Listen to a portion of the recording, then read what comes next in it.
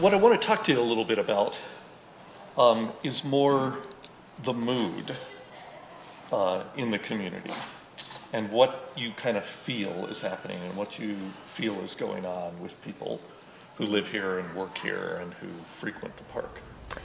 Well, I think it was the mood maybe that motivated Bear Creek Council to make a post on social media, because we were feeling that polarization.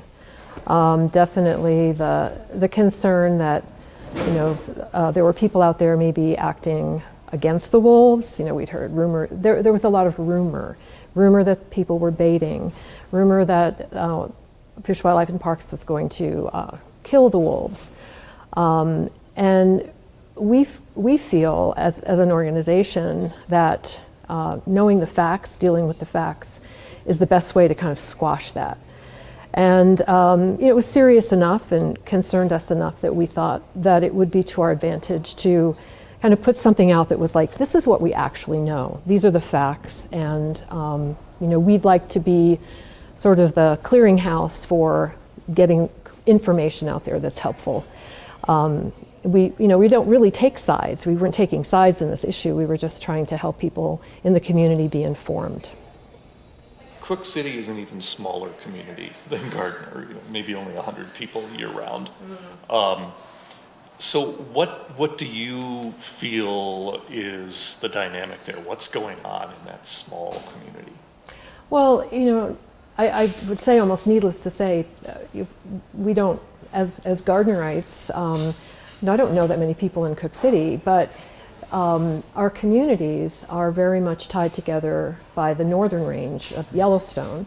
And so wolf tourism is something that is a benefit to both of our communities.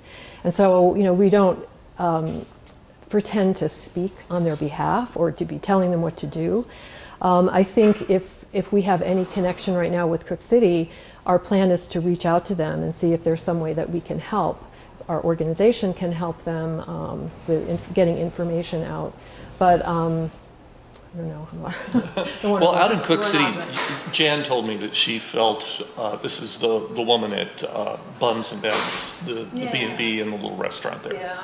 So she told me that she feels it's maybe 20% of the community's residents are anti-wolf, and the other 80% see it as a vital part of their tourism economy. Yeah. And so that leads to tensions, especially in a small group like that. Sure. Are you at all worried, or do you see concerns about how this social media reaction to the killing of this wolf has kind of gone worldwide? So the killing of 926. Yeah. It's certainly status quo. We would expect that to happen. And that's sort of the reason that happens is kind of the end result of having people come here and learn about the wolves. It's sort of a, what would you call it? That tourism is vital in our community, because so many people have come, and they come here because they want to see wolves. And when they come here and they see them, they get excited and they want to know more, and they do connect and bond with certain wolves, especially ones that they might have seen. And she happened to be one that is commonly seen, or was commonly seen. So it didn't surprise me at all. My friends from France wrote an email. Oh, this is terrible. I have a picture. This is the picture I took when I was here last time. So it's sort of it's something that links not just in our community, but in our country and around the world. It's amazing. You're a guide. You guide people wolf watching. Has your business been affected by this? My business is pretty small, so I wouldn't say that it has been affected. And I focus on geology, but all of my clients, when they come here, want to see a bear or a wolf, preferably as much wildlife as possible. I can't say that it's directly impacted my business at this stage, no. Now, the wolf that was shot was 926 was shot legally, yes, and was shot outside of the park. Yes.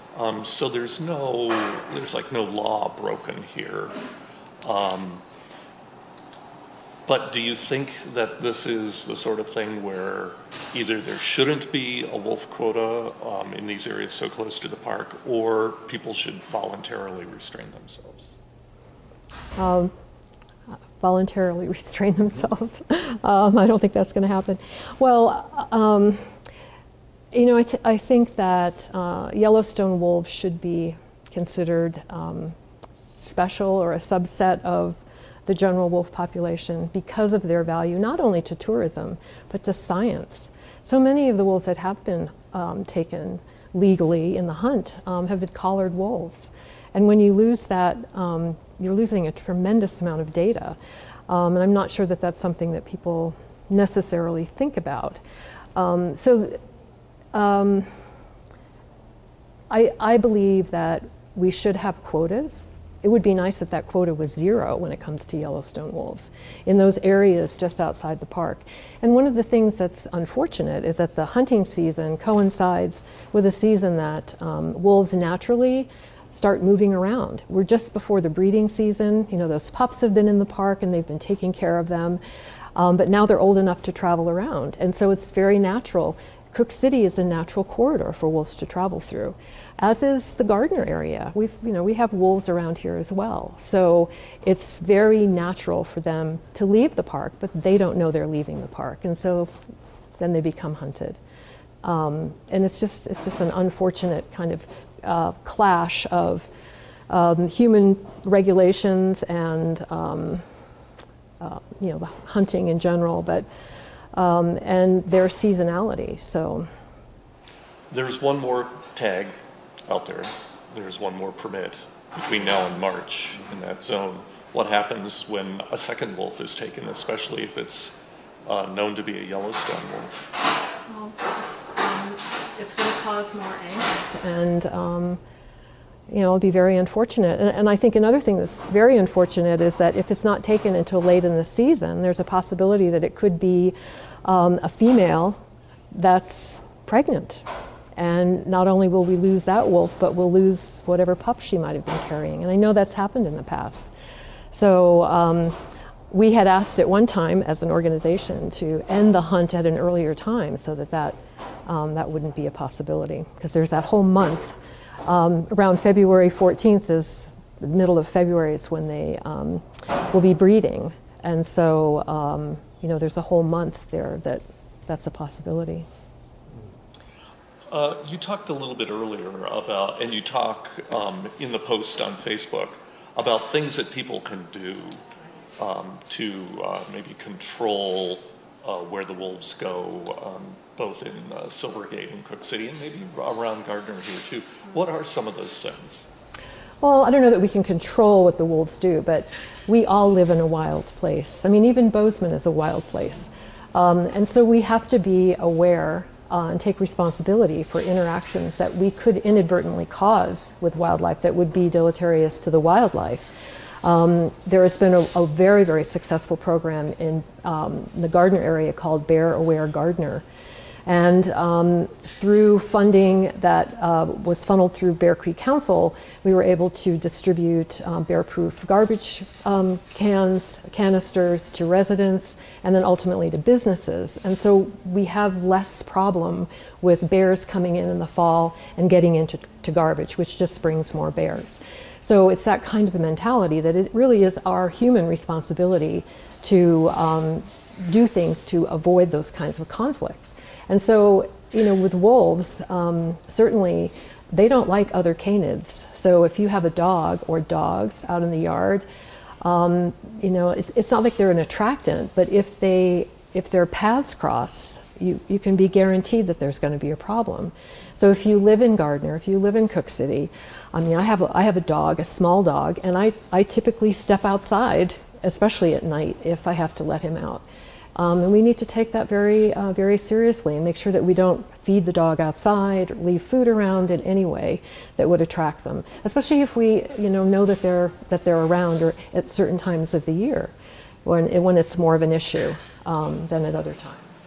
So you really see this as an issue. People should take the same kind of responsibility toward wolves and our human interactions with them as we do for bears. Absolutely, and mountain lions, and yeah, there are a lot of different species around here that we can interact with. I had a raccoon on my porch, and he was attracted because I had birdseed. Well, that wasn't his fault. I live in a river corridor. It was my fault, so the birdseed went away. Not because I have a problem with raccoons, but he shouldn't be interacting with me and my dog. So that was my responsibility. I had attracted him. It was my fault. You know, I spoke with a local hunting guide who does not guide for wolf hunting and does not agree with killing wolves close to the park here. Good. Some hunters do. Do you see this as a real, like, outdoors versus hunting standoff here, or is there a possibility to reach some common ground to somehow make the hunters happy and people who are environmentalists or outdoor enthusiasts happy?